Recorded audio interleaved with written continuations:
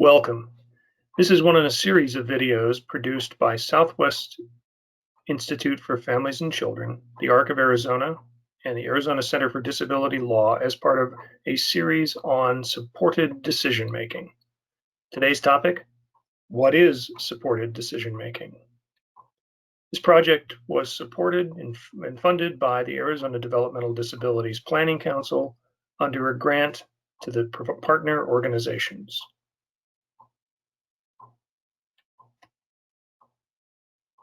Life is full of choices. Every day we make dozens of decisions that are big and small.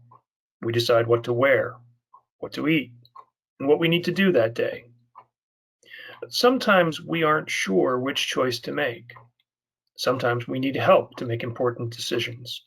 So we ask other people in our lives, parents, friends, teachers, counselors, and so on, to help us make choices or decisions.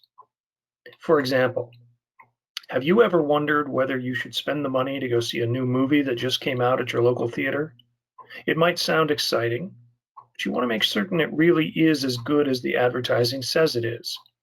Maybe you ask a friend who's seen it for her opinion, or maybe you read a review of the movie on a website. These are examples of supported decision making, asking for help or input from other people to help you make a choice. Other examples of supported decision making include what to wear to a party, what to have for dinner, which car to buy, whether or not to buy a house, and many, many more questions. Now, people with disabilities are no different from anyone else. They face the same decisions and life choices as everyone else, and they deserve the opportunity to make these decisions to the extent they're capable of doing so.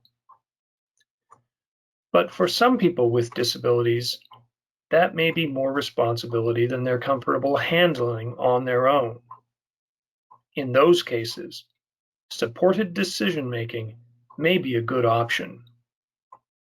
Supported decision making can help people with disabilities keep their rights as adults while also having the guidance and assistance they need from people they trust to ensure they're making well-informed decisions.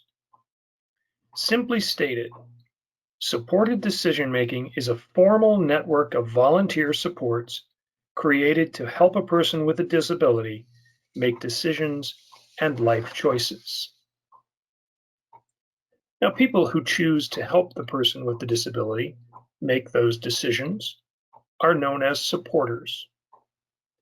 Supporters are people who play an important role in the life of the person with a disability, and they may come from many different backgrounds. In supported decision making, supporters sign agreements promising to help the person with the disability in the areas identified by that person. These agreements are known as supported decision making agreements. Although they sign an agreement, supporters are not paid or given any other compensation for providing assistance. They do it voluntarily, and they help because they care about the person with the disability and because they want him or her to develop strong decision-making skills.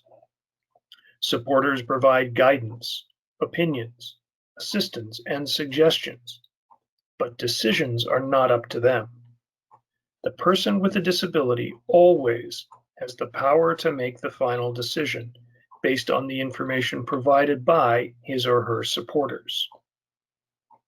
So, what is supported decision making? First, it's a way for people with disabilities to keep their personal rights rather than someone else being in charge of their lives.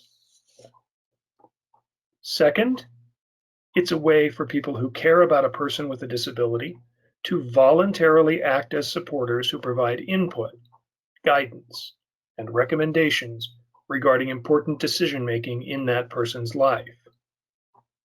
Finally, and most important, supported decision-making is the process of people with disabilities making their own decisions with the support and guidance of advisors they trust.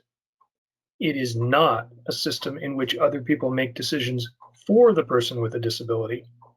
With supported decision-making, society recognizes that individuals with disabilities have the right to take risks and the right to choose the direction of their own lives.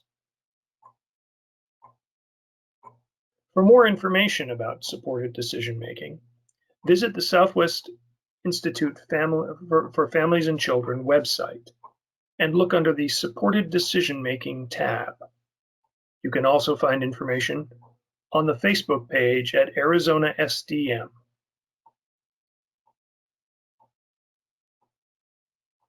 If you would like to contact any of the partners on this project, please feel free to do so at the number or email listed on this slide.